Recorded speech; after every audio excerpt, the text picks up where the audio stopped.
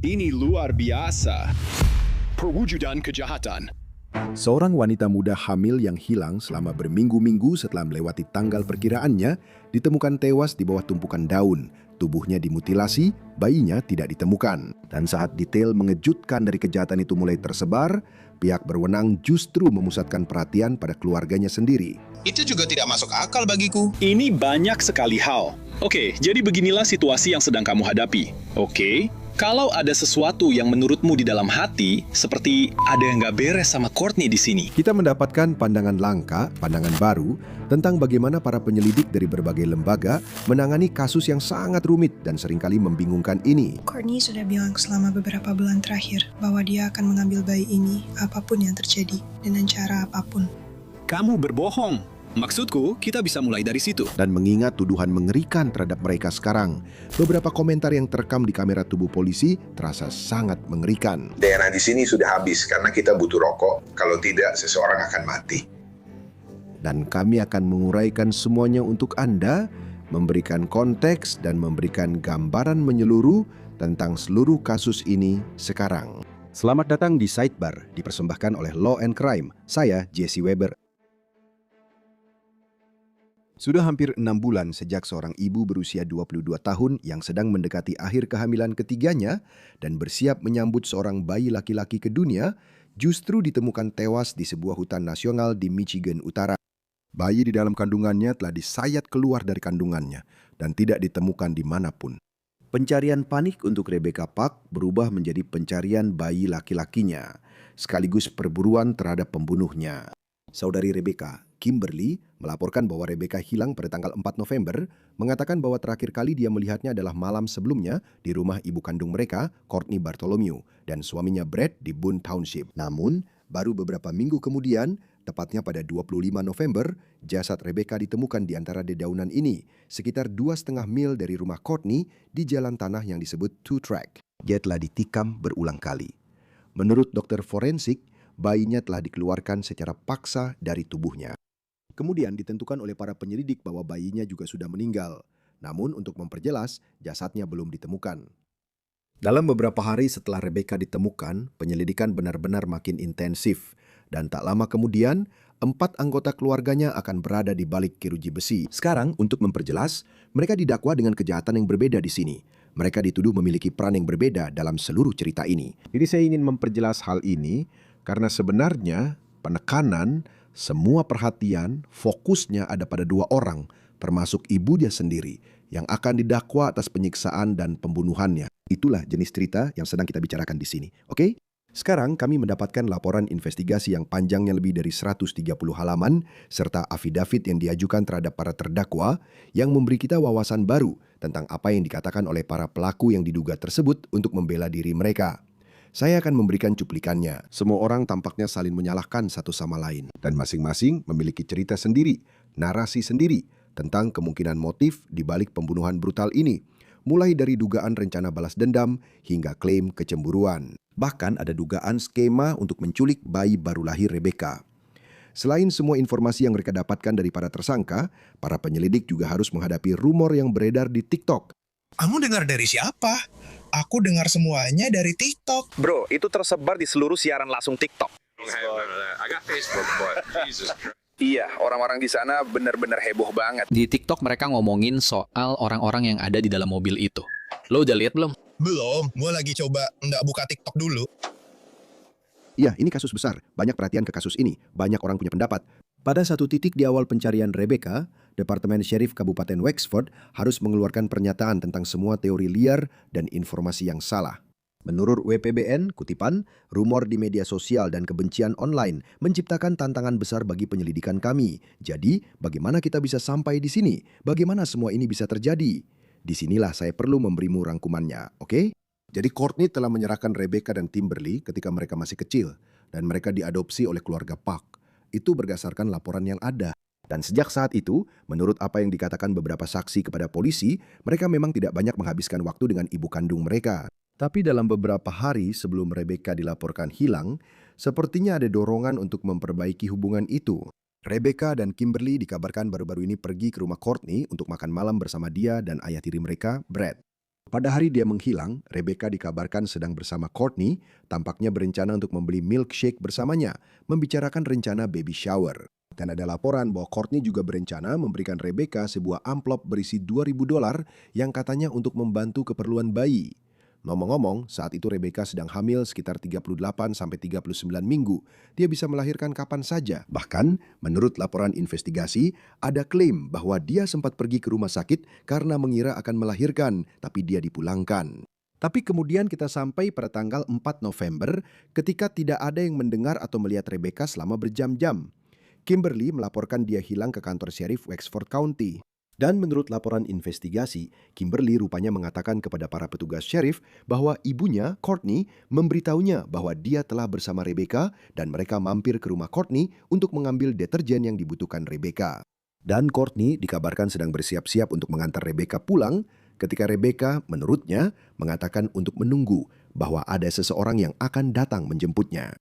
Menurut apa yang diduga dikatakan Courtney kepada Kimberly, yang kemudian memberitahukan kepada polisi, Rebecca masuk ke dalam mobil hitam, kemungkinan Chevy Malibu, dan pergi. Courtney menyampaikan bahwa dia tidak melihat siapa pengemudinya, dan Rebecca juga tidak mengatakan apa-apa. Dan itu diduga adalah terakhir kali dia terlihat. Jadi, tim pencari pun dibentuk, daerah pedesaan disisir. Tidak ada tanda-tanda Rebecca. Justru ayah kandung dan saudara tirinya yang akhirnya menemukan jasadnya. Membaca dari laporan Kepolisian Negara Bagian Michigan pada tanggal 25 November 2025 sekitar pukul 14.20. Saat berada di kantor sheriff Kabupaten Wexford, petugas diberitahu bahwa ada mayat yang ditemukan di lahan hutan federal yang tertutup daun dan kasu. Petugas juga diberitahu bahwa ayah kandung dari Rebecca dan saudara tiri Rebecca yang menemukan mayat tersebut. Pikirkan tentang itu. Karena tato yang unik, mayat tersebut diyakini adalah jasad Rebecca Park. Sekarang, menurut KBTX, pada satu titik, Kimberly dilaporkan mengatakan bahwa Rebecca berada di dalam rumah Courtney dan Brad ketika dia dipukul di kepala dan mulai kejang lalu akhirnya meninggal. Ini adalah salah satu narasi yang diduga. Tapi kemudian Anda mendapatkan lebih banyak informasi yang akhirnya diberikan dalam laporan autopsi yang menimbulkan sedikit keraguan atas narasi ini. Kenapa? Kutipan, autopsi dilakukan di Western Michigan University oleh Dr. Christine James. Autopsi tersebut dihadiri oleh Deputi Alexis Howard. Ada 6 luka akibat benda tajam di punggung Part, 2 di lengan atas kanan, 1 di area trapezius kiri, 2 di leher, dan setidaknya 2 di wajah. Bagian kanan wajah juga memiliki luka robek dan luka tidak beraturan di pipi dengan etiologi yang tidak diketahui. Luka-luka di leher digambarkan sebagai luka dangkal dan tidak menembus otot atau merusak pembuluh darah. Sebagian besar luka di batang tubuh hanya mengenai jaringan lunak. 1 luka di punggung menembus ke rongga pleura kiri tetapi tidak mengenai paru-paru. 1 luka di sisi kanan punggung menembus ke rongga pleura kanan dan memang menembus lobus atas paru kanan, saya rasa itu lobus paru atau lobus ling, dan menyebabkan pneumotoraks besar. Semua pembuluh darah utama tetap utuh. Ini adalah kejahatan yang brutal. Ini adalah serangan yang brutal. Jadi polisi mewawancarai ayah kandung dan saudara laki-laki seayah atau seibu Rebecca karena mereka memberikan rincian tentang apa yang sebenarnya mereka temukan di hutan hari itu. Kutipannya, dia mengatakan bahwa mereka kemudian melihat kartu debit di samping jalur, keluar untuk memeriksanya dan membaliknya dengan menggunakan daun. Dia mengatakan kartu itu tampak baru di atas semua daun lainnya. Tidak ada daun yang menutupi kartu itu. Membalik kartu tersebut dan ternyata kartu itu milik Pan. Dia mengatakan dia percaya bahwa sedang berpacaran dengan Kimberly Park dan seharusnya berada di penjara. Dia menggambarkan kartu ini berada tepat di, kutip, awal jalur tersebut. Dia mengatakan dia pernah berada di hutan itu untuk memotong kayu bakar bersama Brad dan Brad mengenal hutan itu sebaik dirinya. Mulai mendokumentasikannya dan dia berbalik lalu melihat kepalanya menyembul keluar. Berkata, mundur, mundur. Karena dia tidak yakin apakah itu topeng plastik atau bukan. Dia mengatakan mendokumentasikan TKP, kutip, dengan sangat cepat tanpa merusak apapun. Mereka kemudian pergi untuk mencari petugas penyelamat dan menemukan 2 wanita dengan jaket kuning. Mereka menjemput mereka dan membawa mereka ke lokasi kejadian. Kedua petugas penyelamat itu lalu naik ke lokasi di mana jenazah berada. Sekarang setelah itu, pencarian beralih dari mencari Rebecca menjadi mencari bayi barunya. Petugas pertama yang tiba di lokasi melaporkan bahwa rahim Rebecca telah dibelah saat dia masih hidup dan bayinya diambil. Tapi bayi itu sebelumnya berada di mana dan kemana dia dibawa tidak ada yang tahu. Semua orang hanya bisa menebak-nebak.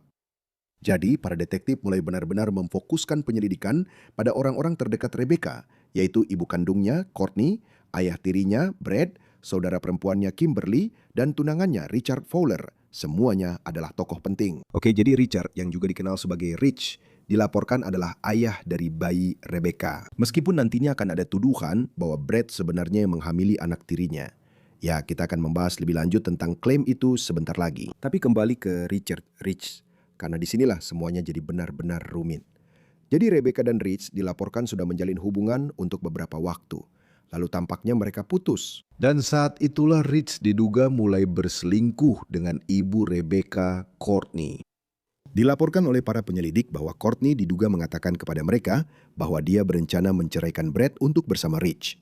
Tapi rencana itu tampaknya gagal. Jadi Rich sepertinya kembali bersama Rebecca. Dan tidak jelas apakah Rebecca tahu bahwa ibunya diduga pernah menjalin hubungan seksual dengan Rich. Aku tahu. Jadi sekarang Rebecca dan Rich kembali bersama, bertunangan. Mereka sedang menantikan bayi. Tapi ternyata Rich diduga punya selingkuhan lain. Adik perempuan Rebecca, Kimberly. Ya, Kimberly kemudian memberitahu polisi bahwa hubungannya dengan Rich itu rumit. Itu pernyataan yang meremehkan, mengingat dia dituduh berbohong kepada penyidik, menyesatkan tentang dugaan keterlibatan Rich dalam hilangnya Rebecca. Kita akan membahas itu nanti. Namun pada akhir November, Courtney, Brad, Kimberly, dan Rich semuanya telah ditangkap dan menghadapi berbagai tuduhan. Sekali lagi, tuduhannya berbeda, peran yang diduga juga berbeda, tapi yang paling serius diajukan terhadap Brad dan Courtney. Dan untuk memperjelas, Kimberly dan Rich tidak didakwa secara langsung atas pembunuhan atau pembuangan jasad Rebecca. Oke? Namun menurut jaksa Wexford County, dalam sidang terkait kemungkinan pembebasan sebelum persidangan, keluarga Bartholomew menyiksa dan membunuh Rebecca Park. Dalam kasus ini, kita memiliki 2 orang yang membuat sebuah rencana. Mereka melakukan riset. Mereka membawa Rebecca Park ke rumah mereka. Mereka memaksanya masuk ke dalam kendaraan dan membawanya ke hutan, di mana mereka menikamnya, memaksanya berbaring di tanah, sementara mereka menyayat tubuhnya untuk mengeluarkan bayinya, pada akhirnya, menyebabkan kematian dirinya dan bayinya. Ini adalah kasus yang sekeji dan seburuk mungkin. Dan saya tidak percaya bahwa dalam keadaan apapun, Tuan Bartholomew seharusnya dibebaskan dengan jaminan. Jadi saya ingin mendalami laporan investigasi ini dan cerita yang masing-masing terdakwa ceritakan kepada detektif atau yang diduga mereka ceritakan kepada detektif saat mereka mencoba mencari tahu apa yang terjadi. Sekarang saat kita membahas ini, saya ingin mengatakan bahwa ada bagian dari laporan yang disamarkan. Jadi kemungkinan untuk melindungi hal-hal seperti identitas orang atau beberapa informasi atau bukti tertentu yang belum ingin dibuka oleh para penyelidik. Jelas ini adalah kasus yang sensitif. Tapi untuk memberi Anda contoh, ada satu bagian yang berbunyi, Disunting menyatakan setelah Rebecca menghilang, Disunting memberitahunya bahwa Courtney mencoba menyalahkan Disunting atas hilangnya Rebecca. Dia percaya ini karena Courtney disunting. Namun, dengan bantuan afidavit yang tampaknya diajukan terhadap para tersangka dan rekaman bodycam terbaru, kita tampaknya dapat menyusun apa yang dipelajari polisi. Jadi saya ingin mulai dengan rekaman Brad dan Courtney Bartholomew di rumah mereka pada tanggal 25 November. Jadi pada titik ini mereka telah diberitahu bahwa Rebecca sudah meninggal dan bayinya hilang.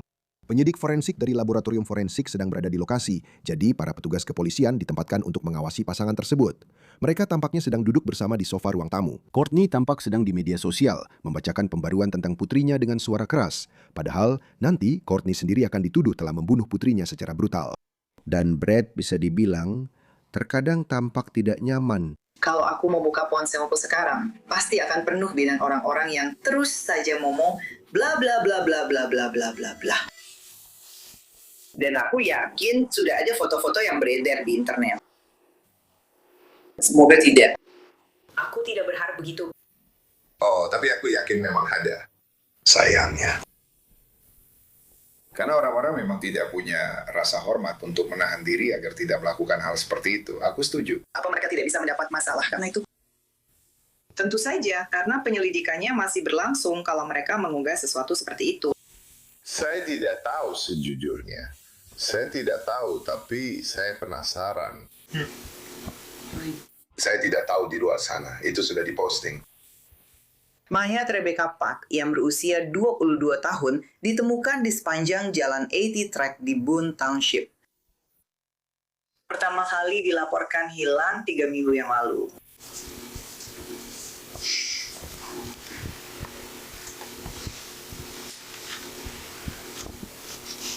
Rich sedang berada di penjara. Mereka baru saja pergi dan berbicara dengannya. Dia sedang di penjara. Sudah dipasang. Oke. Tidak semua kabar yang beredar bisa dipercaya. Keluarga mengungkapkan bahwa ayah dari bayi Rebecca telah ditahan di penjara Wexner County. Menurut keluarga, Dia diduga menyatakan selama panggilan dari penjara bahwa dia sedang ditahan terkait dengan kasus pembunuhan. Informasi ini belum dikonfirmasi secara resmi oleh pihak penegak hukum. Data tambahan dari Life 360 menunjukkan bahwa saudara perempuan Rebecca, Kimberly Park, saat ini berada di... kami akan terus membagikan pembaruan yang telah diverifikasi seiring informasi tersebut masuk. Mohon doakan Rebecca dan keluarganya dalam masa sulit ini. Apa yang keluarga? Tapi sekali lagi, ini media sosial. Kamu tidak bisa mempercayai semua yang kamu dengar di sana.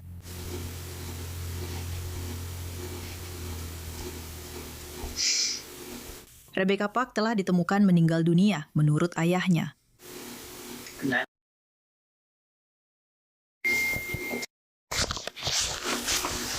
Ini tidak akan berhenti. Tidak, Pak. Saya sudah memberitahu Anda itu. Tidak ada informasi baru yang kredibel yang muncul menurut polisi. Saat ini belum ada terobosan penyelidikan dalam kasus hilangnya Rebecca Park.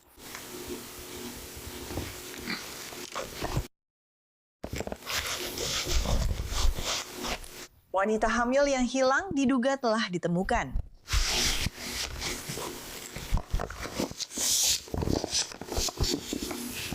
Aku bahkan tidak tahu kenapa kamu membaca itu, karena aku tidak mau dengar laporan mereka tentang pesan itu. Aku bahkan tidak mau memikirkannya. Dan dalam, aku tidak tahu kamu mau menyebut ini apa, mungkin semacam pertanda awal yang menarik. Beberapa informasi di media sosial menunjukkan Brad pernah ditangkap. Oh, itu tidak bagus. Tidak, aku tidak mau. Baiklah. Menemukan tempat duduk di halaman belakang rumah Courtney. Oke, kita kembali di sini ke... Brad telah ditangkap. Hai teman-teman, aku tidak tahu kalau aku di penjara. Apa kalian tahu? Kamu cukup cantik untuk seseorang yang ada di penjara. Baiklah. Sejak kapan di penjara boleh merokok? Aku bisa minum banyak susu. Sekarang, Courtney tampaknya mengisyaratkan bahwa kekhawatiran utamanya adalah seseorang mungkin mengunggah foto tubuh Rebecca secara online. Dan dia terkejut mengetahui bahwa saat mereka berbicara dengan petugas, Rich telah ditangkap. Konyol, dia memang tidak pernah bisa berhenti. Lalu berhenti menatapnya.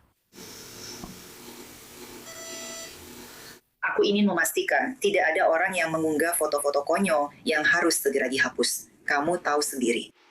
Ya, aku mengerti itu.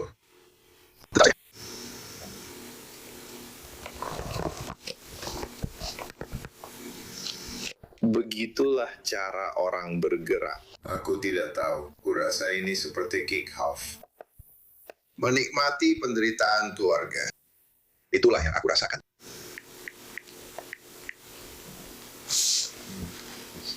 Itu tidak ada gunanya. Untuk repot-repot mengurusnya. Dia seharusnya tidak berada di penjara sekarang. Tidak, dia memang tidak seharusnya. Dia juga tidak seharusnya mengancam akan menyakiti dirinya sendiri. Kamu tahu? Itu pasti sulit. Aku bisa membayangkannya. Aku tahu apa yang sedang kualami, jadi aku bisa membayangkan apa yang sedang dia alami. Baiklah. Tapi memang ada sesuatu yang sedang terjadi. Oh, bukan pada bayi polos yang sekarang. Aku yang melahirkannya. Iya. Itu bayiku. Baiklah. Jadi Courtney sepertinya ingin tahu berapa lama teknisi TKP akan bekerja dan mengatakan bahwa dia benar-benar tidak ingin ini memakan waktu semalaman. Dan Brad punya sisi yang cukup menarik di sini. Dengarkan baik-baik. Apakah biasanya butuh waktu selama ini untuk memeriksa TKP seperti ini? Semuanya berbeda. Setiap kasus. Tapi kau tahu, setiap kasus itu berbeda. Aku tidak tahu apa yang sudah mereka hadapi dan bahkan apa yang mereka cari. Karena jelas ini adalah situasi yang cukup unik. Jadi jelas ini sangat serius dan penting bagi semua orang. Mereka hanya ingin memastikan bahwa mereka bisa. Memastikan mereka teliti dalam segala hal. Aku penasaran berapa banyak orang yang benar-benar mencemarinya. Semoga saja.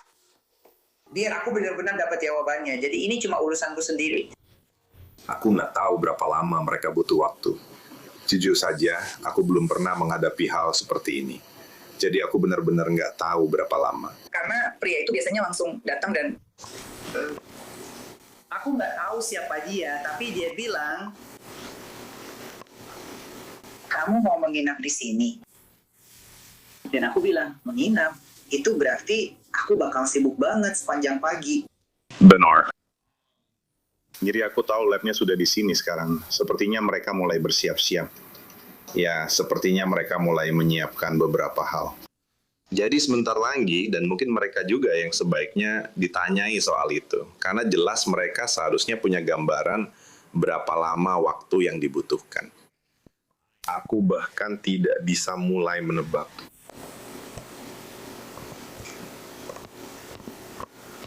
Iya, karena aku nggak tahu bagaimana harus bertahan semalaman penuh. Aku nggak mau pergi sepanjang malam. Dan tembakau kita hampir habis, jadi... Oh, tentu saja tidak. Mereka sebaiknya cepat-cepat. Karena ini senjata, karena kita butuh rokok. Kalau tidak, seseorang akan mati.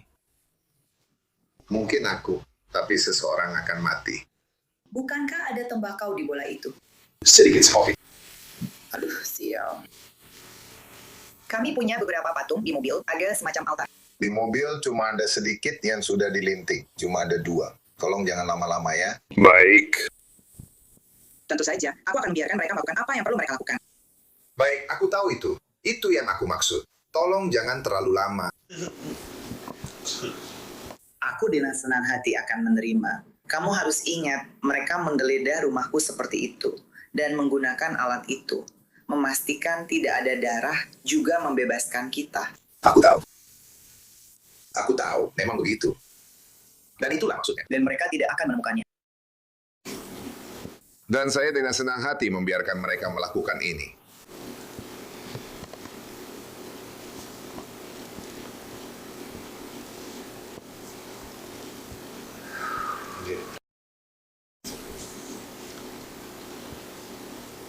Saya tidak mau khawatir tentang apapun. Kamu juga tidak mau khawatir tentang apapun, karena memang tidak ada apapun yang akan mereka temukan, tapi tetap saja. Ya, Courtney masih terlihat sedang menggulir media sosial dan akhirnya mendapat telepon dari seseorang yang memberikan kabar terbaru tentang Rich. Orang itu rupanya mendengar dari orang lain bahwa Rich, katanya, tanda kutip, tidak menunjukkan penyesalan sama sekali dan tidak menanyakan tentang bayi ketika diberitahu bahwa Rebecca telah meninggal. Dan si penelpon tampaknya menyampaikan hal ini kepada Courtney yang tampak terkejut. Sekarang, akhirnya, teknisi forensik siap untuk mengambil foto bagian dalam rumah. Tim lab forensik sudah siap untuk masuk. Jadi mereka tidak boleh ada siapapun di sini saat mereka melakukannya. Yang akan mereka lakukan hanyalah mengambil beberapa foto dengan cepat lalu keluar dari sini. Saya bisa melakukan pencarian seperti itu. Tidak ada sesuatu yang benar-benar kami cari, tapi mereka hanya ingin mendokumentasikan bagian dalam rumah ini dengan foto-foto. Saya tidak tahu apakah Anda mau keluar sebentar dari mobil Anda dan duduk di sana selama 10 menit atau semacamnya. Anda tahu maksud saya? Cukup lama saja untuk mereka memprosesnya. Bagaimana dengan anjing-anjingnya? Itu di atas, itu di luar. Ya, itu di luar. Untuk saat ini anjing-anjingnya di luar. Oke. Anjing di sini. Tidak. Itu 2 anjing yang tadi di luar, sekarang ada di sini. Hanya 2 anjing. Ya, jadi biar kamu keluar sekitar 10 menit begitu. Di dalam mobil, itu bagus. Apakah Anda punya surat perintah? Iya. Boleh aku lihat? Iya, di mana? Sekarang truknya mulai agak panas. Baiklah. Kalian bisa kerjakan itu dan nanti kita akan selesaikan secepat mungkin supaya truknya bisa keluar dari sini dan tidak lama di luar sana. Karpet yang ada di bawah sini bisa dipindahkan. Tidak ada masalah di sana. Karena orang-orang sudah menyebarkan bahwa semuanya karpetnya sudah dicabut atau apalah. Jadi kalian bisa angkat sendiri supaya bisa lihat. Itu lebih mudah. Itu lebih mudah di sana. Kamu mungkin harus memindahkan kursi dan totinya sedikit dan menarik sudut itu ke belakang, oke? Aku akan memberitahunya tentang itu. Karena aku lebih suka kamu tidak bisa melihat di bawahnya setiap hari. Ya, tidak masalah. Dan kami akan membuatkanmu salinan folder pencarian itu. Kamu tidak perlu mengembalikan karpetnya atau apapun. Aku yang akan mengembalikannya. Sounds good. Baiklah, ya, begitu kalian keluar, kami akan segera mulai. Aku ingin fokus pada Bradley Birtal untuk saat ini, oke? Jadi, pria yang kini berusia 48 tahun itu rupanya mengatakan kepada detektif bahwa dia dan Courtney sudah bersama selama 8 tahun. Mereka tinggal bersama hampir sepanjang waktu di rumah Courtney di Boone Township bersama putra remajanya dari hubungan lain. Meskipun Brad mengatakan kepada polisi bahwa dia juga tinggal paruh waktu di sebuah tenda beberapa mil jauhnya. Jadi, menurut jaksa, Brad dilaporkan memiliki riwayat kriminal yang panjang yang mencakup segala hal, mulai dari pemalsuan dan mengemudi tanpa SIM hingga percobaan pencurian, menerima barang curian. Oh, dan Brad juga ternyata adalah seorang pelaku kejahatan seksual yang terdaftar. Menurut daftar registrasi Michigan, dia dinyatakan bersalah atas tindak pidana seksual terhadap seseorang berusia antara 13 dan 15 tahun pada tahun 2011. Dan pada tahun 2017, dia dinyatakan bersalah karena memiliki materi pelecehan seksual anak. Sekarang, Courtney dan Brad sebelumnya sudah pernah diinterogasi oleh polisi terkait hilangnya Rebecca sebelum jasadnya ditemukan.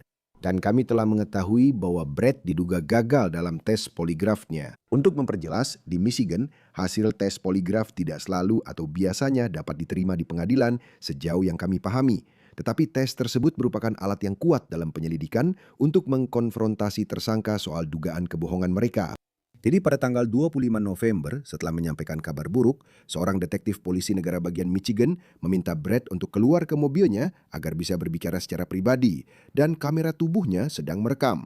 Sekarang, untuk memperjelas, beberapa nama dan detail lainnya telah dibisukan oleh aparat penegak hukum sebelum mereka mengirimkan video mentahnya kepada kami. Tapi, silakan lihat saja. Saya akan menanyakan banyak pertanyaan kepada Anda, dan saya tahu banyak hal yang sudah pernah ditanyakan kepada Anda, tapi saya hanya perlu memperjelasnya bagi saya sendiri. Seperti yang saya katakan, saya tidak mengenal Anda, tapi saya ingin memastikan bahwa saya benar-benar merasa apa yang Anda katakan itu 100% benar. Oke, jadi ceritakan kepada saya tentang tes poligraf Anda. Saya gagal dalam tes poligraf saya. Apa saja pertanyaannya? Jika saya tahu di mana Rebecca berada, atau jika saya mengetahui di mana dia berada.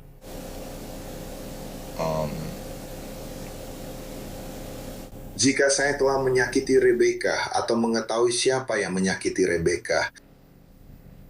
Mereka mengatakannya dengan sangat aneh. Sekarang, salah satu alasan pihak penegak hukum benar-benar memfokuskan perhatian pada Brad dan Courtney adalah karena mereka ternyata adalah orang yang menemukan ponsel Rebecca di jalan tanah tidak jauh dari rumah mereka.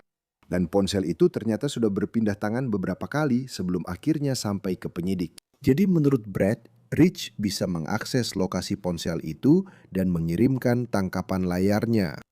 Jelaskan kepada saya bagaimana ponsel itu ditemukan. Ceritakan langkah demi langkah. Ponselnya sudah ditemukan. Saya sampai di sini. Courtney berada di dalam mobil Escape itu. Dia menunjukkan sebuah foto kepada saya yang menandai jalan ini dengan label 26. Oke, dan kamu juga bisa melihat di mana jalan masuk rumah kita di situ. Itu menunjukkan jalan masuknya. Itu seperti sebuah foto satellite. Dan aku bilang, kamu sadar itu di seberang jalan? Dia bilang, di mana? Aku bilang, tepat. Mengemudi ke sini dan kita akan menyusuri jalan 26. Dia bilang, oke. Jadi dia menyeberang. Dan satu-satunya jalur tengah yang berbelok ke arah itu dari sini adalah yang ke kanan. Hanya ada satu di sana yang berbelok ke kanan. Dan itu akan menjadi tempat terbaik untuk memulai. Sepertinya menurut saya itu satu-satunya tempat di mana mobil bisa masuk ke sana. Dan saya tidak melihat dia berjalan terlalu jauh. Dia sedang hamil 38 minggu saat itu. Dia tidak berjalan terlalu jauh, Rebecca tidak. Jadi saya mulai berjalan ke sana. Saya keluar dan berjalan di jalur itu. Saya tetap berada di tanah bekas ban mobil. Saya tetap di jejak itu. Saya berjalan di situ. Dan ketika saya sampai di sedikit area terbuka dan sedikit tikungan, ponselnya ada di situ. Hanya sekitar sejauh itu dari jalur tanah tempat saya berjalan.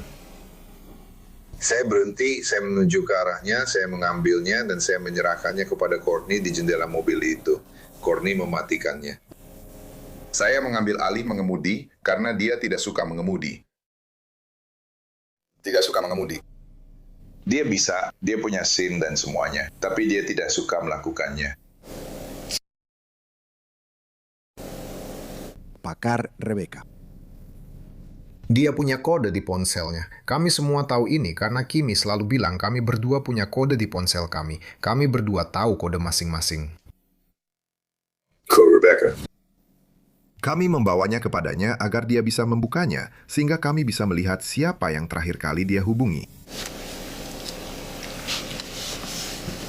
Dia bilang terlalu gelap. Dia tidak bisa membukanya saat itu. Dia tidak bisa melihatnya. Courtney dan aku, kami mundur dari jalan masuk dan pergi. Kurasa kemudian pada hari yang sama, Kimberly pergi mengambilnya. Dia menghubungkannya ke laptopnya dan katanya merusak komputernya. Dan saat itulah benda itu sampai ke kalian, maksudnya ke pihak county. Ya, kamu bisa lihat dari ekspresi wajah detektifnya kalau dia sepertinya berusaha mengikuti cerita Brad. Tapi mungkin dia mendapat informasi yang bertentangan dengan apa yang sudah dia dengar dari orang lain. Kenapa saya bilang begitu? Karena penegak hukum misalnya diberitahu bahwa Courtney yang memberitahu Kimberly tentang mobil hitam itu. Tapi Brad mengklaimkan justru sebaliknya. Dan faktanya, menurut Brad, Kimberly sendiri ada di dalam mobil itu. Sekali lagi, setidaknya begitu menurut Courtney.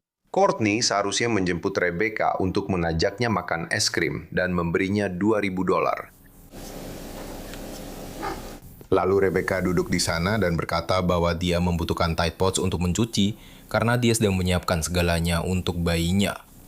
Ingin mencuci pakaian dan membereskan semuanya. Semua yang perlu dilakukan selesai dikerjakan.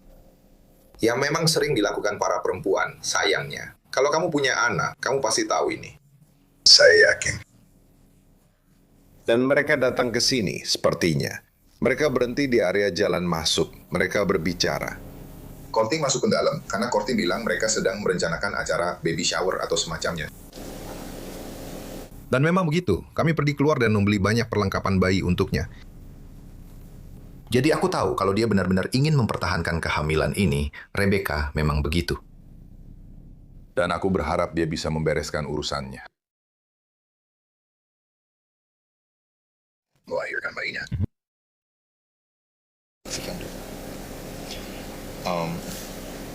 Dan ketika saya diberitahu bahwa dia masuk ke dalam mobil hitam dan dia bilang pada ibunya bahwa dia akan kembali.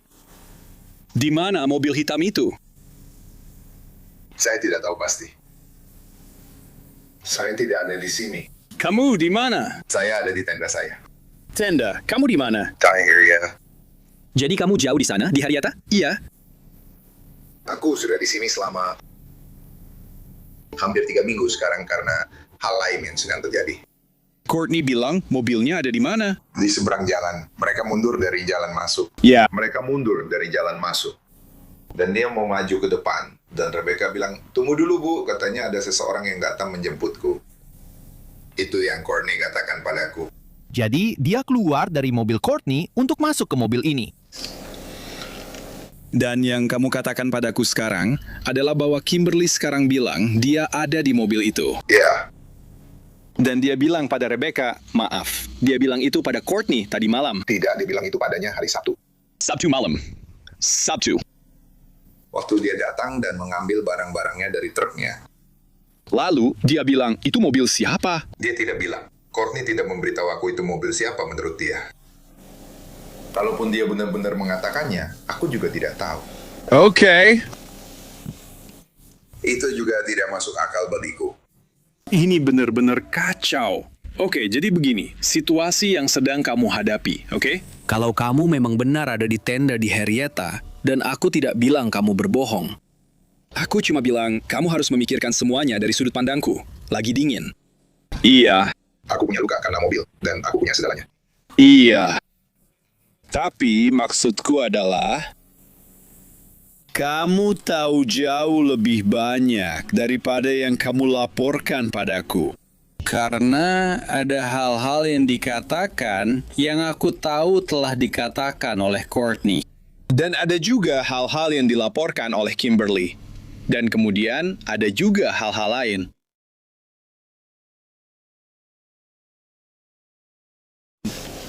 Dan ini, situasi yang berputar-putar ini sedang terjadi, di mana orang-orang mulai menuduh. Dan sebagian dari itu sebenarnya masuk akal. Sebagian memang begitu, tapi sebagian lagi tidak. Jadi yang tidak saya inginkan terjadi ya, adalah saya tidak ingin melihat kamu dituduh secara keliru terlibat dalam pembunuhan. Padahal sebenarnya itu bukan bagian yang melibatkanmu kan? Oke, karena saya tidak percaya sama sekali kalau kamu tidak terlibat sama sekali. Oke, saya sudah melakukan ini. Tidak. Kamu tidak mengerti, sudah terlalu lama. Oke, saya sudah melakukan pekerjaan ini terlalu lama. Oke. Dan saya sudah bicara dengan banyak orang dan saya sudah mendengar banyak cerita. Tapi saya sudah mendengar cerita-cerita. Ya, itu adalah kata kunci. Itu kata yang sangat penting. Tapi ada juga detail yang kamu berikan kepadaku yang memang benar. Jadi, yang ingin saya ketahui sekarang adalah apa yang bersedia kamu ceritakan kepadaku, apa keterlibatanmu. Dan kemudian saya bisa memutuskan apakah saya merasa kamu ikut bertanggung jawab atas sesuatu atau memang benar-benar bersalah atas sesuatu. Karena jika yang kamu lakukan hanya membantu setelahnya, maka sekaranglah waktunya untuk memberitahuku itu. Saya tidak membuat janji apapun.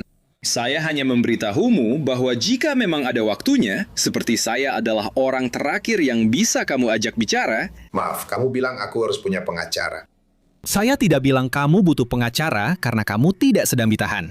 Kalau kamu sedang ditahan, kamu pasti punya hak untuk didampingi pengacara, dan kamu akan dibacakan hak-hakmu. Tapi kamu tidak sedang ditahan. Ada alasan kenapa kamu tidak ditahan, karena aku butuh bantuanmu. Dan aku tidak berpikir kamu yang melakukan pembunuhan ini. Itu alasan terbesarnya. Tidak. Tapi sayangnya, kamu tahu sendiri, beginilah keadaannya. Ada hal-hal yang kamu ketahui yang sebenarnya belum diberitahukan kepada polisi. Maksudku, ada detail-detail yang bisa kamu berikan kepadaku yang akan sangat membantu penyelidikan kami. Dan itu juga akan sangat membantu agar kamu tidak terlibat sebagai tersangka utama dalam kasus ini. Satu-satunya hal yang dia katakan padaku adalah bahwa mobil hitam itu berhenti. Bahwa dia katanya masuk ke mobil itu jam 8.30. Sekarang katanya Kimberly yang ada di mobil itu dan mengirimkannya ke Kimberly. Lalu Kimberly mengirimkannya ke ibunya. Apakah dia bilang padamu kalau Kimberly sedang di dalam bus entah di mana dan dia melahirkan bayinya di tempat yang berbeda? Maksudku, ayolah bro, kamu pasti sudah dengar ini. Aku dengar dia pergi ke Tennessee. Iya, dari siapa kamu dengar itu? Aku dengar itu semua di TikTok. Oke, tapi Courtney yang bilang begitu. Tapi begini, aku tidak selalu di sini. Oke, baiklah bro. Jadi, kalau kamu nggak mau kelihatan terlibat dalam hal ini, kamu harus kasih tahu aku apa yang kamu tahu. Sebenarnya aku sedang berusaha membantumu. Mungkin sekarang nggak kelihatan seperti itu, tapi aku yang datang dan bilang, oke. Ini nggak kelihatan bagus buat Courtney. Dan aku akui itu. Aku sudah bilang ke dia sejak awal. Jadi, siapa yang membantu dia membuang mayatnya dong? Aku nggak tahu apakah dia melakukan sesuatu. Maksudmu apa? Dia orang terakhir yang bersama dia dan ponselnya ada di seberang jalan. Tentu saja dia melakukan sesuatu. Dan kemudian tubuhnya dipindahkan dan dibuang agak jauh di sepanjang jalan itu. Maksudku ini benar-benar contoh klasik. Tidak. Terlalu banyak kesalahan yang dibuat. Benar. Maksudku, aku cuma bilang, ini tidak baik. Dan kamu tinggal di sini bersamanya. Dan aku tidak tinggal bersamanya. Oke, terserah. Oke, jadi kamu tinggal di tenda. Tapi maksudku, apa kamu pernah tidur di sini? Aku sudah tidur di sini beberapa minggu terakhir. Iya, maksudku, kalian sudah menikah? Iya. Kami sudah menikah. Oke, jadi ini istrimu. Maksudku, oke. Jadi kamu seperti mencoba menjauh dari dia. Dan rasanya, aku tahu, sepertinya kalian memang punya hubungan. Aku setuju soal itu. Tapi di saat yang sama, kamu masih di sini, bro, setelah 8 tahun. Jadi beberapa menit kemudian, detektif menyela Brad untuk menanyakan kenapa Courtney, istrinya, pada dasarnya mencoba membuat dia terlihat bersalah, kan? Jadi kami telah mencocokkan catatan resmi dengan rekaman body cam ini, dan nama yang telah disenyapkan tampaknya adalah Rich. Sekali lagi, tunangan Rebecca. Dan omong-omong, seperti yang saya sebutkan sebelumnya, saya tidak tahu, diduga kekasih Courtney dan Kimberly. Saya berjalan-jalan bersamanya, dan dia berjalan mengelilingi seluruh batas properti nenek dan properti ini. Kenapa dia berusaha membuatmu terlihat bersalah? Saya tidak tahu.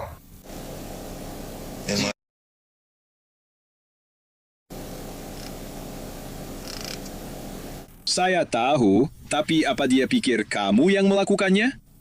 Siapa? Courtney? Tidak, dia tidak berpikir begitu. Dia bilang padaku bahwa tidak mungkin aku melakukan apapun. Karena dia tahu siapa yang melakukannya. Baiklah. Katakan siapa yang melakukannya. Saya tidak tahu siapa yang melakukannya. Oke, tapi katakan siapa menurutmu yang melakukannya? Menurutku dia. Oke. Ini orang yang saya pikir melakukannya.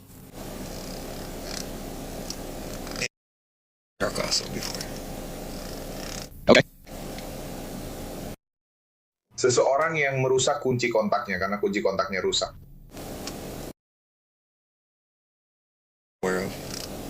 Tapi saya tidak selalu di sini. Saya memang di sini sejak Rebecca hilang. Saya sudah di sini. Tapi sebelum itu, Kenapa menurutmu mereka melakukannya? sembuh. Jelaskan itu padaku.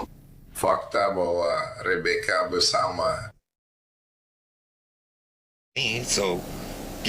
sekali dayung 2-3 pulau terlampaui, bisa dibilang.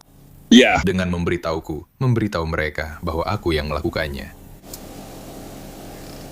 Jadi intinya, mereka masing-masing menyingkirkan pasangan yang sudah tidak mereka inginkan lagi. Benar. Jadi mereka bisa bersama. Dan mereka akan melakukan segala cara untuk menyalahkanmu sekarang karena dia sudah tidak ada lagi. Jadi berdasarkan wawancara ini, sepertinya Brad menyalahkan Courtney dan Rich. Menurutku itu argumen yang masuk akal. Tapi dia benar-benar tidak berhenti di situ, karena sepertinya dia juga menyeret Kimberly ke dalam masalah ini.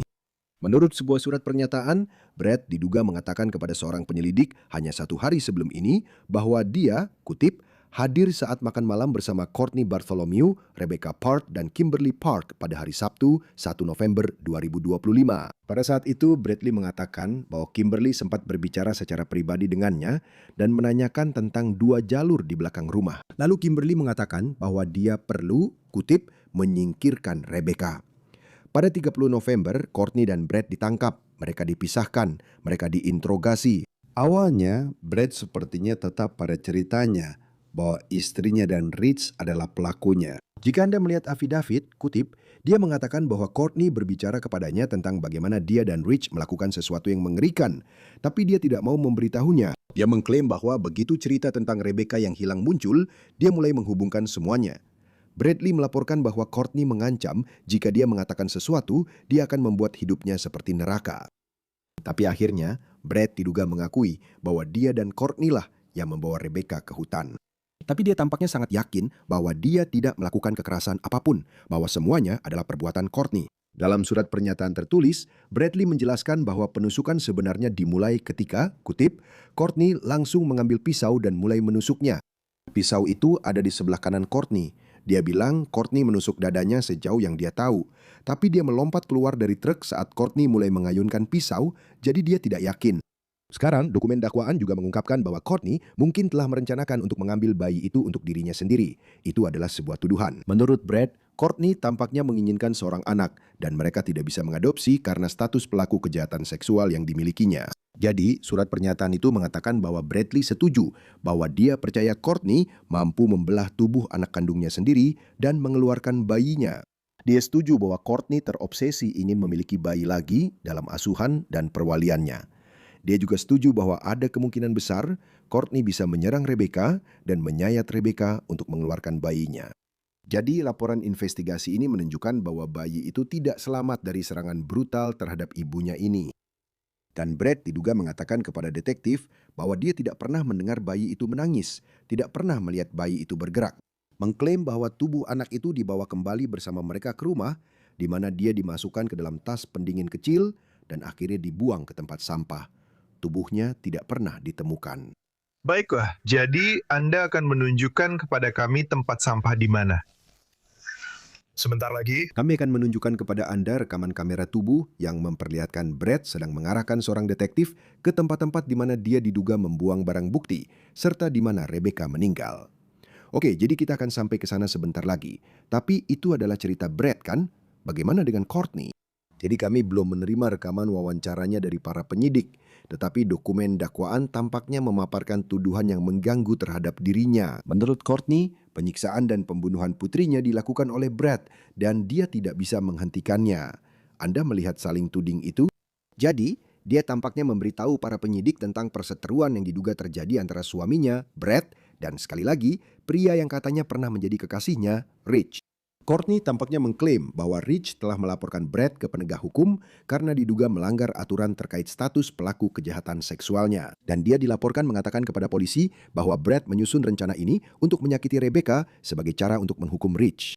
Sekarang, Courtney juga diduga mengatakan bahwa bayi Rebecca sebenarnya adalah anak dari Brad, bukan Rich. Untuk memperjelas, tidak ada informasi lebih lanjut tentang klaim itu, tapi astaga, menurut afidavit ini, Courtney mengaku bahwa dia mengonfrontasi Brad sehari setelah laboratorium forensik memotret rumah mereka. Dan dia mengatakan bahwa Brad meluncurkan tirade penuh kata-kata kasar, mengatakan bahwa Rich telah berurusan dengan orang yang salah. Kutipannya, dia setuju bahwa semua ini adalah plot balas dendam. Courtney mengatakan bahwa ketika dia bertanya kepada Brad apa yang dia lakukan pada putrinya, Bradley berkata, "Aku menggorok lehernya, dia memang pantas mendapatkannya." Dia melanjutkan dengan mengatakan bahwa Brad juga berkata, Rich memang pantas mendapatkannya, dan kebetulan saja putrimu yang harus menanggung akibatnya. Courtney mengatakan ketika dia bertanya tentang cucunya, Bradley berkata, "Oh, aku memasukkannya ke dalam pendingin, memasukkannya ke dalam kantong sampah, lalu membuangnya ke tempat sampah." Sekarang, banyak jawaban Courtney yang menunjukkan bahwa ini adalah semacam rencana yang sudah disusun sebelumnya. Dan para penyelidik ingin tahu mengapa Courtney, jika tuduhan ini benar, tidak melakukan apapun untuk menghentikan Brad sebelum semuanya berkembang sejauh ini.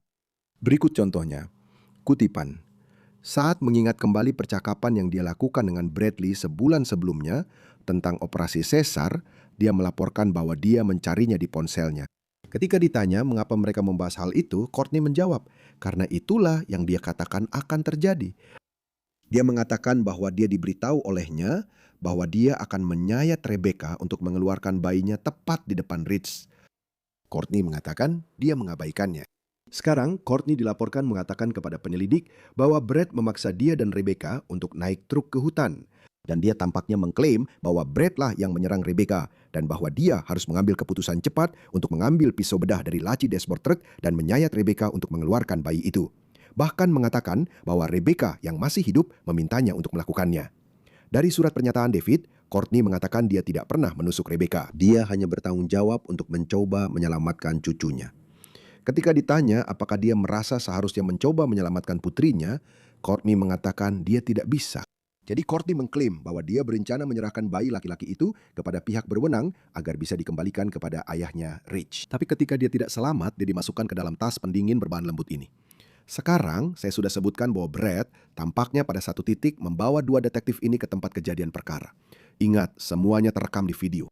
Tapi dia agak samar tentang bagaimana dan kenapa tepatnya dia, Courtney, dan Rebecca akhirnya berada di area hutan ini. Dan dia juga tampaknya menunjukkan kepada mereka lokasi setidaknya 2 tempat sampah di mana dia diduga membuang pisau yang digunakan untuk menikam anak tirinya. Bagian pertama di sini, saat kamu masuk, arahnya ke kanan. Ke kanan.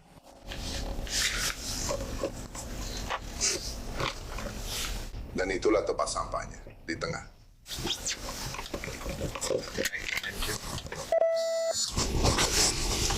Jadi belok kanan pertama dan dumpsternya ada di sebelah kiri. GFL dumpster. Oke. Dan bagaimana kamu memilih kompleks apartemen ini dan tempat sampahku? Istriku dulu pernah tinggal di sini. Oke. Dia bilang dia tolak ke yang pertama. Dan kapan kamu membuang pisau itu? Bravo. Tanggal 5. Rabu, tanggal 5. Oke, jadi itu beberapa hari setelah semuanya terjadi. Benar. Oke. Dan lipas saja seperti yang barusan kamu lakukan, lalu masukkan saja ke sana. Dan itu terjadi pada jam berapa? Itu mungkin sekitar 3:30. Di sore hari? Iya. Oke, dan apakah itu ada di dalam sesuatu? Tidak. Oke. Hanya dengan handuk atau kantong plastik atau apa saja? Tolong jelaskan pisaunya kepada saya. Itu seperti pisau berburu. Oke, dengan bila yang bisa dilipat atau tetap? Oke. Seberapa panjang? Mungkin sekitar 5 inci. Oke, apakah itu pisau milikmu? Kamu tahu itu milik siapa? Itu milik Warning Package. Itu miliknya. Oke, kamu tahu siapa Brando? Tidak, saya tidak tahu. Oke. Baiklah, dia melemparkannya ke tempat sampah. Apakah ada darah atau sesuatu yang bisa kamu lihat saat kamu melemparkannya ke sana? Saya tidak memperhatikannya, tidak. Oke. Saya hanya ingin menyingkirkannya dari tangan saya. Ya, ada banyak kebingungan seputar garis waktu dalam versi kejadian Brad karena dia mengklaim pada satu titik bahwa satu kendaraan, Escape milik pasangan itu, berada di jalur dan di lain waktu dia mengatakan itu adalah Ford pickup ini. Dan detektif itu menanyai Brad tentang hal itu. Jadi, Rebecca tidak bersamamu saat kamu datang ke sini dengan mobil Escape itu? Benar. Di mana dia? Dia sudah di sini, Pat. Jadi aku menduganya. Aku punya firasat. Dia sudah ada di sini. Oke, jadi kamu membawa truk pickup ke sini. Bersama Rebecca. Melakukan apa yang kamu lakukan? Yeah. Kembali ke rumah. Dan lalu kamu bilang kamu kembali ke sini lagi dengan mobil Escape? Yeah. Oke, apa yang kamu lakukan saat kamu kembali ke sini dan mereka melarikan diri? Oke. Baiklah, jadi. Dan Rebecca masih hidup saat itu. Jadi Rebecca sendirian di sini untuk waktu yang lama? Tidak. Mungkin sekitar 10 menit. 15 menit.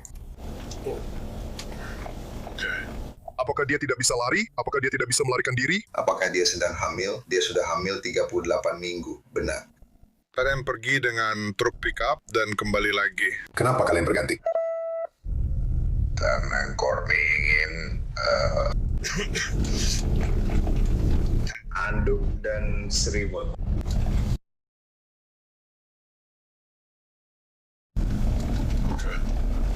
Itu ditinggalkan dan mereka melarikan diri. Bagaimana sikap Courtney di perjalanan pulang? Kalian membawanya untuk melarikan diri. Bagaimana sikapnya saat itu? Frustrasi. Power Rebecca. Secara umum atau tentang sesuatu yang lain? Secara umum. Apakah dia pikir bahwa dia telah membunuhnya? Tidak, saat itu belum.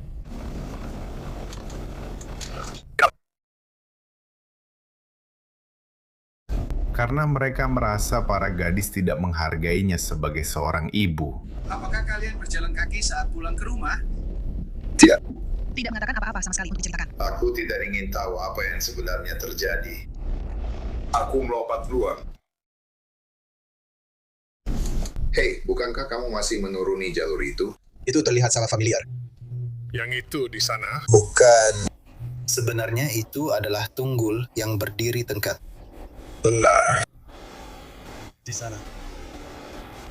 Yang itu. Kalian sudah sangat kenal tempat ini. Jadi kamu pikir itu terjadi di sini? Saya rasa begitu. Oke. Dan setelah dia dibunuh, dia ditinggalkan tepat di dekat tunggul itu, lalu ditutupi dengan daun-daun. Iya. Oke. Dan ketika para detektif menanyai Brad tentang pakaian yang ia kenakan pada malam penusukan, dia tampaknya membuat komentar yang sangat mengerikan. Mengklaim bahwa pakaian yang dikenakan Courtney saat dia ditangkap diduga adalah pakaian yang sama yang dia kenakan pada malam pembunuhan. Lalu perhatian beralih ke Kimberly, adik perempuan Rebecca, dan orang yang melaporkannya hilang. Dia juga akhirnya akan ditangkap. Namun, tuduhan yang dia hadapi terkait dengan dugaan menghalangi penyelidikan, yaitu diduga mencoba menyesatkan polisi. Pada tanggal 25 November setelah Rebecca ditemukan, detektif yang sama yang telah mewawancarai Brad juga mewawancarai Kimberly di luar rumah tempat dia menginap. Dan salah satu hal yang langsung jadi fokusnya adalah semua rumor yang beredar di media sosial tentang kasus ini, karena Kimberly dilaporkan telah ikut serta dalam beberapa siaran langsung TikTok menurut surat pernyataan yang diajukan terhadapnya. Dan surat pernyataan itu juga mengatakan pada hari Sabtu 22 November 2025, Kimberly Park membuat pernyataan di siaran langsung media sosial bahwa dia mengetahui informasi bahwa Courtney Bartholomew dan suaminya Brad Bartholomew ada hubungannya dengan hilangnya Rebecca Park. Detektif Peace Corps mewawancarai Kimberly Park pada tanggal yang sama dan dia melaporkan bahwa Courtney dan Brad telah memukul kepala Rebecca Park hingga menyebabkan dia kejang. Dan ketika mereka tidak bisa menyadarkan Park dari kejang tersebut, Brad menghubungi seorang teman yang datang menjemput tubuh Rebecca Park dan membawanya pergi. Park mengatakan bahwa Brad sempat menyebut sesuatu tentang rawa. Namun ketika detektif lain mewawancarainya beberapa hari kemudian, ceritanya tampak berubah. Menurutmu, apa yang terjadi pada saudara perempuanmu? Aku pikir Courtney dan Brad yang bertanggung jawab. Kenapa kamu berpikir begitu? Karena itu komentarnya Courtney. Bahwa dia ingin bayi itu, apapun yang terjadi. Oke. Maafkan aku. Dia menginginkan bayi itu, apapun yang terjadi. Dia benar-benar yakin akan membawa bayi itu, apapun yang terjadi. Oke, jadi Courtney ingin mengambil bayi Rebecca. Dan bagaimana dia mengatakannya? Apakah itu sesuatu yang dia posting atau dia mengatakannya? Langsung di depan wajah Rebecca. Untuk yang berbeda ini, jadi bagaimana dia akan menerimanya? Apakah dia bilang bagaimana dia akan menerima bayi ini? Dia tidak pernah bilang bagaimana dia akan melakukannya. Tapi waktu aku bilang ke Corpse Beat kemarin bahwa Courtney dan Brad yang bertanggung jawab, aku punya firasat dia ada di dekat sini. Kamu punya firasat dia ada di dekat sini. Maksudnya secara geografis dekat, seperti dekat dengan lokasi tempat kamu berada. Dekat dengan rumah Courtney dan Brad. Oke, kenapa kamu memberitahu Courtney bahwa Rebecca pergi, maksudku, pergi ke Tennessee? Aku tidak pernah bilang itu ke Courtney. Kamu tidak pernah bilang itu ke Courtney ya? Oke. Courtney mulai menyebarkan rumor tentang itu. Oke. Apakah kamu pernah bilang ke Courtney kalau kamu ada di mobil yang menjemputnya? Tidak, itu mobil yang aku kendarai. Oke, tapi kamu tidak pernah bilang ke dia kalau kamu ada di mobil yang menjemputnya dari rumah. Tidak, Courtney mencoba bilang aku yang ada di sana, padahal aku tidak pernah ada di sana. Aku ada di sini. Aku bicara dengan ayah dari anakku, lalu aku tidur dan bangun untuk bekerja keesokan paginya. Tidak pernah keluar rumah. Courtney menelponku saat aku di sini, bilang kalau Becca masuk ke mobil bersama seseorang. Jadi menurut laporan kejadian, Courtney kemudian mengaku kepada detektif bahwa dia mengarang cerita tentang mobil hitam itu. Tidak jelas apakah Kimberly tahu Courtney diduga berbohong atau tidak saat dia menyampaikan informasi itu. Namun dalam rekaman bodycam, Kimberly terlihat mengatakan kepada detektif bahwa ini adalah sebuah jebakan.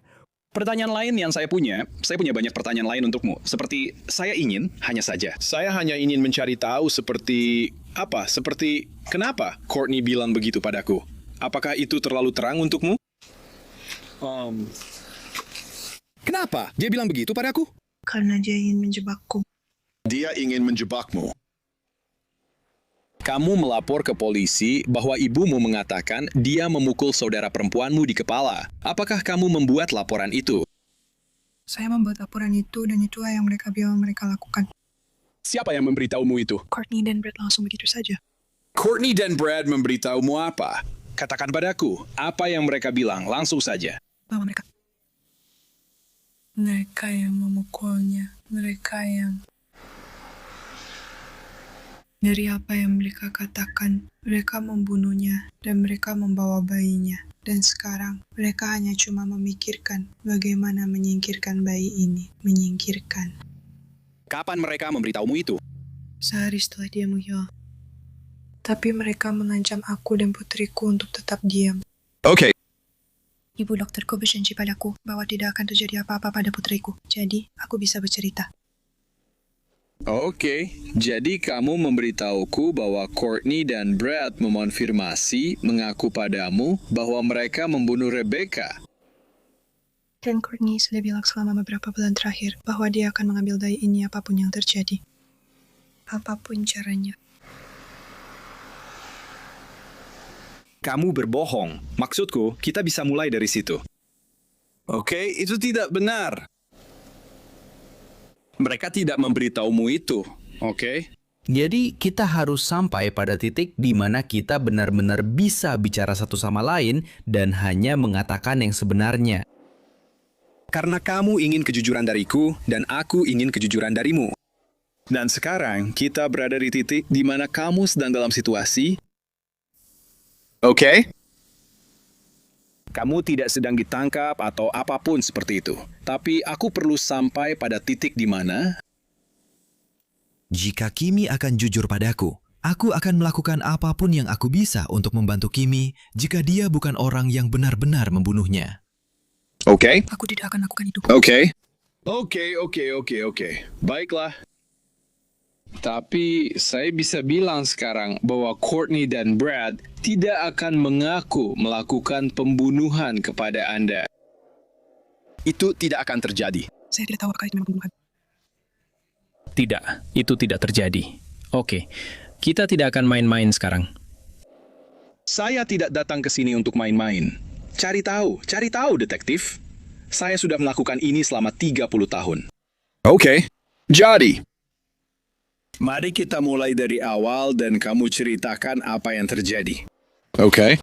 Lalu aku akan mencari tahu seberapa besar tanggung jawabmu dan apa yang bisa kulakukan untuk membantumu, jika memang ada. Tapi aku bisa bilang sekarang, kejujuran adalah satu-satunya hal yang bisa membantumu saat ini. Berbohong padaku bahwa Courtney dan Brad mengaku melakukan ini tidak akan berhasil. Orang-orang yang melakukan ini, mereka tidak memberitahu orang lain. Oke? Aku tahu kamu terlibat. Kamu harus memberitahuku sejauh mana keterlibatanmu. Kami punya banyak bukti sekarang. Oke. Aku tidak akan memberitahumu apa buktinya, karena polisi tidak bekerja seperti itu. Polisi bekerja seperti ini. Kamu beritahu aku sesuatu, aku akan beritahu kamu sesuatu. Dan kemudian, aku akan melakukan apa yang aku bisa untuk membantumu. Aku tidak bisa janji apa-apa, tapi aku perlu tahu apakah itu kecelakaan dan bukan sesuatu yang kamu sengaja lakukan, atau kamu hanya berada di sana saat itu terjadi. Sekarang adalah waktunya untuk bicara padaku. Karena ini adalah kesempatan terakhirmu. Dan detektif itu mengkonfrontasi Kimberly dengan informasi tentang hubungannya yang bersifat seksual dengan Rich. Sekali lagi, kekasih, tunangan, pacar kakaknya. Dan dia tampaknya mengakui, ya, itu benar. Dan kemudian diduga dia mengklaim bahwa Rich membunuh Rebecca dan bayinya agar dia dan Kimberly bisa bersama. Sebagai pengingat, nama Rich atau nama ini tampaknya dibisukan dalam rekaman body cam. Aku tahu dia tahu. Pokoknya dari cara dia bersikap. Aku tidak pernah menyakiti adikku. Saudarimu. Aku tidak tahu apakah dia melakukannya atau tidak. Dia menutup diri dariku sejak dia pergi malam itu. Benar bicara denganku. Satu-satunya saat dia bicara hanyalah saat mengirim pesan-pesan ancaman padaku. Aku tahu kau terlibat dalam hal ini. Aku tidak terlibat dalam hal ini. Aku tidak akan pernah menyakiti saudariku. Aku sangat mencintainya.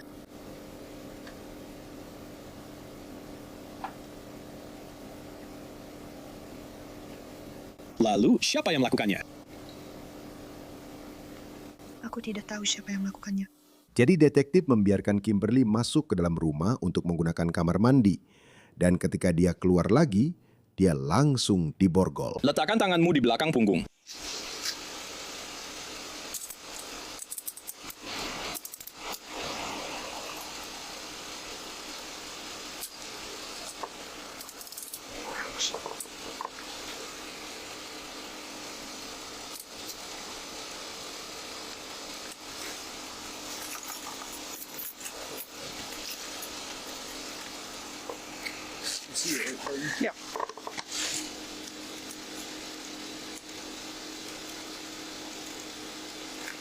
Yang satu ini ada masalah dengan Flora. Iya.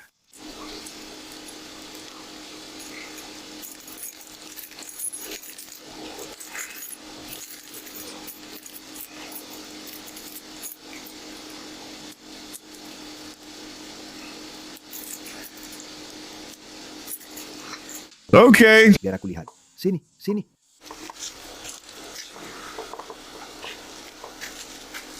Hati-hati. Oke, begini yang akan kita lakukan. Jadi kamu ditangkap karena kamu tidak boleh dengan sengaja memberikan informasi palsu kepada polisi saat mereka sedang menyelidiki laporan orang hilang yang berujung pada kasus pembunuhan. Mengerti? Jadi, kamu tidak boleh melakukan itu. Itu tidak boleh dilakukan. Jadi, saya tidak membicarakan soal kamu yang tidak jujur padaku di awal, oke? Saya membicarakan tentang informasi yang sengaja kamu berikan kepada detektif demi dia, entahlah. Apakah kita menyebutnya pacarmu? Maksud saya, sepertinya kalian memang pacaran. Jadi, yang akan saya lakukan sekarang adalah membacakan hak-hakmu, oke? Karena sekarang kamu ditahan. Dan kalau itu masuk akal bagimu, aku memang harus menangkapmu. Aku sebenarnya tidak ingin menangkapmu sekarang, tapi aku harus menangkapmu berdasarkan informasi yang kamu berikan padaku. Oke?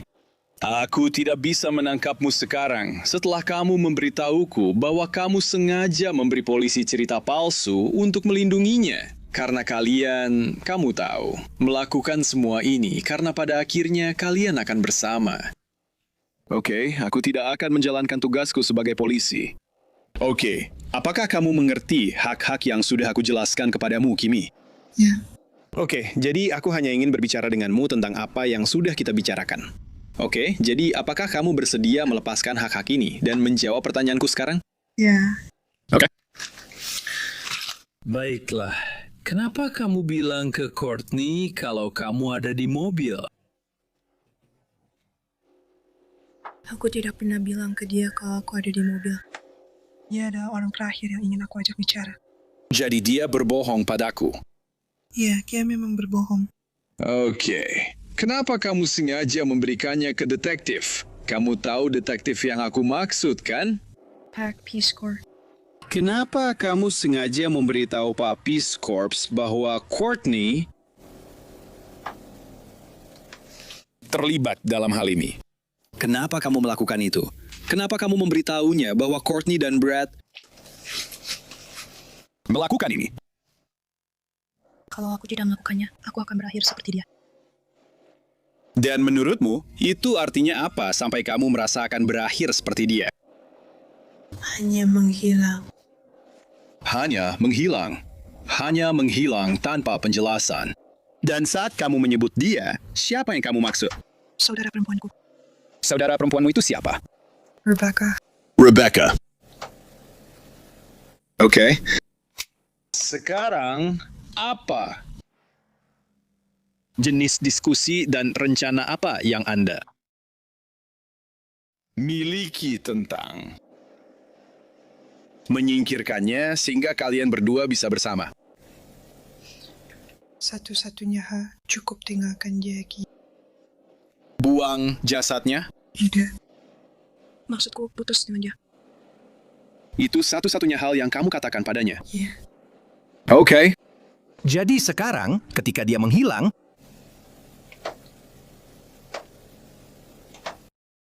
katakan padamu setelah dia menghilang. Dia tidak mengatakan apa-apa. Tidak, maksudku apa yang dia katakan padamu saat kamu menanyakannya? Oh, dia bilang, sudah aku urus, jangan khawatir. Dia bilang, sudah aku urus. Menurutmu itu maksudnya apa? Apa yang kamu pikirkan saat itu? Aku pikir dia baru saja putus dengan dia. Dan dia tiba-tiba saja pergi begitu saja. Bukan, dia membunuhnya. Dia tidak mau memberitahuku apa yang terjadi. Jawabannya cuma itu. Jangan khawatir. Jangan khawatir. Kamu tidak perlu tahu apa-apa, jadi kamu tidak akan terlibat masalah karenanya. Ya, dia menyuruhmu berbohong untuknya kepada polisi. Itu ide buruk dari dia, karena sekarang kamu jadi kena masalah. Itulah kenapa kamu duduk di sini dengan tangan di borgol. Jadi, kalau dia memberitahumu hal-hal lain, maksudku dia benar-benar menjerumuskanmu di sini. Dia bahkan meninggalkan kartu ayah dari bayimu di tempat kejadian. Maksudku, coba bilang itu bukan sengaja. Itu kelihatannya tidak begitu baik. Maksudku, dia berusaha membuatnya terlihat seperti orang lain yang melakukannya. Padahal ternyata orang yang punya kartu itu bahkan tidak mungkin melakukannya karena dia di penjara. Tapi ibu dari anaknya tidak di penjara. Dan itu malah mengarahkan tuduhan kembali ke kamu. Kamu mengerti maksudku? Dia membuatnya seolah-olah kamu terlibat. Aku tidak terlibat. Aku tidak tahu apa yang dia lakukan. Kalau dia bilang ke aku kalau dia melakukan sesuatu padanya, aku pasti langsung pergi ke polisi. Tapi dia tidak pernah memberiku jawaban yang jelas. Sekarang Kimberly bilang dia ingin melanjutkan wawancaranya dengan detektif yang pertama kali diajak bicara, detektif Peace Corps. Jadi mereka membawanya untuk bertemu dengannya. Bagian wawancara itu tidak dirilis dalam bentuk video. Tapi inilah yang katanya dia ucapkan menurut sebuah afidavit. Kutipan Kimberly Park menyatakan bahwa pada hari Selasa 4 November 2025, saat dia berada di rumah Richard Fowler, Richard memberitahunya bahwa dia telah membunuh Rebecca Park dan dia ingin melindungi Kimberly dengan tidak membagikan detailnya kepadanya. Park menyatakan bahwa dalam percakapan lain dengan Fowler, dia mengatakan kepadanya bahwa ada sesuatu yang salah saat mencoba menyayat tubuh Rebecca untuk mengeluarkan bayinya. Dia melaporkan bahwa Fowler mengatakan kepadanya bahwa ada pria lain yang membantunya dalam urusan Rebecca. Park mengatakan bahwa Fowler juga telah mendorongnya untuk menyesatkan penyelidikan, dan itulah alasan dia membagikan informasi yang menyesatkan di siaran langsung media sosial. Park mengatakan kepada detektif Peace Corps bahwa Fowler mulai khawatir penyelidikan semakin mendekatinya, dan itu terjadi pada hari Kamis atau Jumat sebelum hari Sabtu 22 November 2025. Fowler membantunya membuat tuduhan yang dia sampaikan kepada detektif Peace Corps selama wawancara pada tanggal tersebut. Jadi, apa yang terjadi? Kimberly didakwa dengan tuduhan mengubah barang bukti, berbohong kepada polisi, dan membuat laporan palsu. Dia tampaknya membayar sebagian dari uang jaminan sebesar $5.000 dan dibebaskan pada 3 Desember ini menurut 9 in 10 News. Kembali ke Richard Fowler kan? Bagaimana perannya dalam semua ini? Ingat, dia adalah orang pertama dari kelompok itu yang ditangkap terkait dengan penyelidikan kasus pembunuhan ini. Namun, seperti yang saya sebutkan, dia belum dikaitkan secara langsung dengan kematian Rebecca Park. Dia menghadapi jenis tuduhan yang berbeda.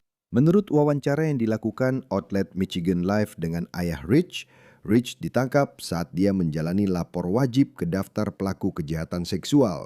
Oh ya, Rich, seperti Brad, juga dilaporkan sebagai pelaku kejahatan seksual yang terdaftar. Jadi situs web registrasi menunjukkan 5 vonis atas kejahatan seksual yang catatannya bermula sejak tahun 2003. Vonis-vonis tersebut termasuk tindakan kriminal seksual tingkat 3 dengan seseorang berusia antara 13 hingga 15 tahun mendekati anak untuk tujuan tidak bermoral, dan tindakan kriminal seksual terhadap korban yang tidak berdaya.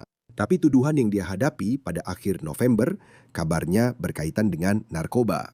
Ya, jadi Rich akhirnya didakwa atas 2 tuduhan pengiriman dan pembuatan zat terlarang, khususnya metamfetamin. Ini menurut pengaduan tindak pidana berat, dan karena dia adalah pelaku residivis, artinya dia memiliki lebih dari 3 vonis tindak pidana berat dalam catatannya. Jadi, laporan investigasi tersebut mencakup catatan dari beberapa wawancara dengan Rich.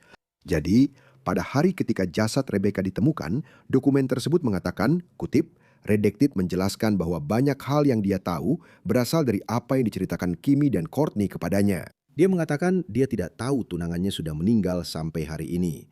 Sekarang Rich dikabarkan setuju untuk melakukan tes poligraf yang kemudian kami ketahui dari laporan polisi dia diduga gagal. Dan pada saat yang sama, para penyelidik tampaknya mendapat kabar tentang penangkapan Kimberly dan tuduhannya bahwa Rich dan Courtney lah yang membunuh Rebecca. Dan saat itulah Rich pertama kali ditahan atas dugaan pembunuhan, tapi dia tidak pernah benar-benar secara resmi didakwa dengan kejahatan itu. Jadi beberapa minggu setelah penangkapannya, menurut catatan pengadilan, Rich membayar sebagian dari uang jaminan sebesar $5.000 dan dibebaskan. Jadi untuk saat ini, Rich dan Kimberly tampaknya sama-sama bebas dengan jaminan. Keterkaitan mereka dengan kasus ini memang membuat mereka tetap menjadi sorotan, tapi sebenarnya perhatian utama tertuju pada Brad dan Courtney, bukan? Mereka berdua ditahan tanpa jaminan. Mereka berdua menghadapi dakwaan pembunuhan tingkat pertama, pembunuhan yang terjadi saat melakukan tindak pidana berat, penyiksaan, penahanan secara tidak sah, penyerangan dengan maksud menyebabkan keguguran atau kelahiran mati, dan memindahkan mayat. Dan jika terbukti bersalah, mereka akan menghadapi hukuman wajib penjara seumur hidup. Sekarang pengacara pembela Bartholomew telah beberapa kali mengkritik pihak negara di pengadilan selama beberapa bulan terakhir. Misalnya pada bulan Januari, mereka mengatakan bahwa mereka masih belum menerima materi pengungkapan bukti dari jaksa dalam kasus ini. Anda tahu, bukti material. Lalu pada bulan Maret, mereka meminta agar kedua terdakwa menjalani evaluasi kompetensi mental untuk menentukan apakah mereka memahami tuduhan terhadap mereka dan apakah mereka dapat berpartisipasi dalam pembelaan mereka sendiri, serta apakah kasus ini dapat dilanjutkan ke persidangan. Ngomong-ngomong, pihak pembela juga dilaporkan telah meminta agar penyerahan jenazah Rebecca kepada keluarganya ditunda sementara untuk memberikan waktu bagi otopsi independen. Jadi itu menarik karena disitulah muncul gagasan bahwa mungkin ada penyebab kematian lain. Oke? Namun ibu angkat Rebecca, Stephanie, mengatakan kepada 9 in 10 News bahwa dia memahami penundaan dalam membuat pengaturan akhir untuk Rebecca. Kutipannya, "Saya mengerti mereka memperpanjang pelepasannya karena saya ingin semua bukti untuk kedua belah pihak agar tidak bisa dibatalkan hanya karena masalah teknis yang berkaitan dengan itu. Tubuh itu bukan dirinya. Dia sekarang di surga, berkebun atau melakukan apapun yang dia inginkan. Tubuh itu hanya barang bukti, hanya itu sekarang." Dan Stephanie mengatakan dia berharap bisa mengadakan upacara peringatan umum untuk Rebecca sekitar musim semi ini. 9 in 10 News melaporkan bahwa keluarga Bartholomew dijadwalkan kembali ke pengadilan pada pertengahan Mei, di mana kita mungkin bisa mengetahui pembaruan terbaru tentang perkembangan kasus ini. Dan saya hanya ingin mengatakan ini, saya akan mengakhiri pada poin ini. Tidak peduli siapa pembunuhnya atau apa dugaan motif mereka di balik serangan yang mengerikan ini, akibatnya tetap sama. Seorang ibu muda kehilangan nyawanya.